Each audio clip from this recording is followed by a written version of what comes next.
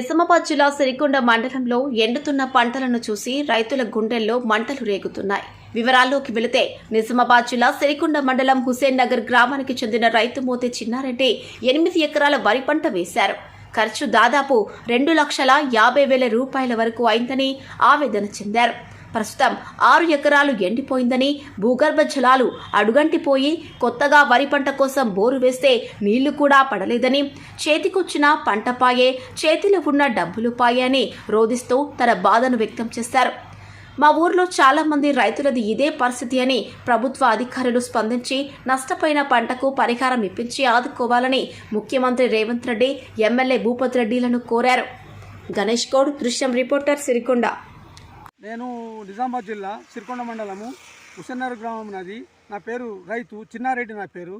కాబట్టి మరి ప్రభుత్వం మీద ఆధారపడ్డాం. ఆయన ఆదుకుంటే సరి, లేకపోతే నష్టం చేయబట్టి దాదాపు 50 సంవత్సరాలు అవుతుంది.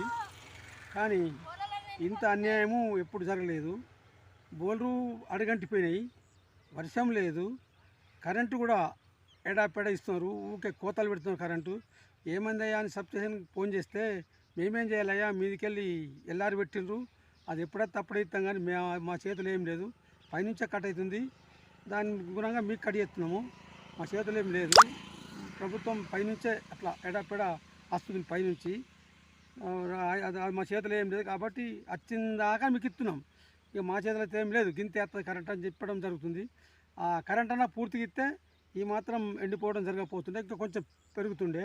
నేను దాదాపు ఒక 8 ఎకరాలు వేసిన, 8 ఎకరాలు వేస్తే ఎండుతుంటే ఒక బోర్ వేసిన. ఆ బోర్ 400 ఫీట్లు కొట్టిన. 400 ఫీట్లు కొడితే చుక్క నీళ్ళు రాలే, అది ఫెయిల్ అయిపోయింది. దానికి ఒక 50,000 ఖర్చు వచ్చింది, పెట్టిన అయిపోయింది, ఆ బోర్ ఎండిపోయింది. తర్వాత ఇది కూడా 8 ఎకరాలకి ఎకరాకు 30,000-35,000 ఖర్చు వచ్చింది. దాదాపు 1,02,500 దాకా పెట్టిన పెట్టుబడి. ఇది పండితే 4 లక్షల ఆదాయం ఉంటుండే. ఒక 1,00,000 అది నాకు వచ్చిన 2.5 అయితే పోయింది. 2.5 లక్షలు లాస్ వచ్చింది. పెట్టిన పెట్టుబడి 2.5 లక్షలు లాస్ వచ్చింది. ఇది నేను ఇలాంటి దుర్ఘటన ఎప్పుడు చూడలే. కన్నీరే మిగిల్చింది వ్యవసాయం, అంతేగాని ఇంకేం లేదు ఇక. కాబట్టి ప్రభుత్వం ఆదుకుంటుంది ఆదుకోదు, కానీ నేను మాత్రం నష్టం అయిపోయినాను. నేను ఒక రైతునే.